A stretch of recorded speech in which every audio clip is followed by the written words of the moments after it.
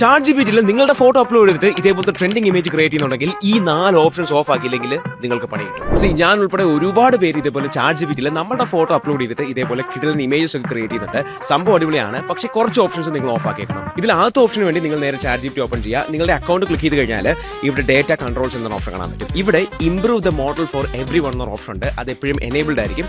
അത് ഡിസേബിൾ ചെയ്യാം. ഇത് ഉപയോഗിച്ച് കഴിഞ്ഞാൽ നമ്മളുടെ കോണ്ടന്റ്സ് ഉപയോഗിച്ചുകൊണ്ട് തന്നെ ChatGPTയുടെ യൂസേജ് ബെറ്റർ ആക്കാൻ അവർ യൂസ് ചെയ്യും. അതിനുള്ള പെർമിഷൻ കൊടുക്കുന്നതായിട്ടാണ് നമ്മൾ ഇത് എനേബിൾ ചെയ്യുന്നത്. ഇതൊരു നെഗറ്റീവ് സെൻസിലല്ല കേട്ടോ. AI വലുതാക്കാൻ വേണ്ടി അല്ലെങ്കിൽ ഡെവലപ്പ് ആക്കാൻ വേണ്ടിയിട്ട് നമ്മൾ യൂസ് ചെയ്യുന്ന പ്രോംപ്റ്റും അല്ലെങ്കിൽ കുറച്ച് കാര്യങ്ങളൊക്കെ നമ്മൾ കൊടുക്കുന്നത് വെച്ച് അനലൈസ് ചെയ്തിട്ട് ബെറ്റർ ഇംപ്രൂവ്മെന്റ് അവർ കൊടുക്കുന്നുണ്ട്. അപ്പം അത് നമുക്ക് ഒരു സെക്യൂരിറ്റി ഇഷ്യൂ ആയിട്ട് തോന്നുന്നുണ്ടെങ്കിൽ അത് നമുക്ക് ഡിസേബിൾ ചെയ്തിടാം.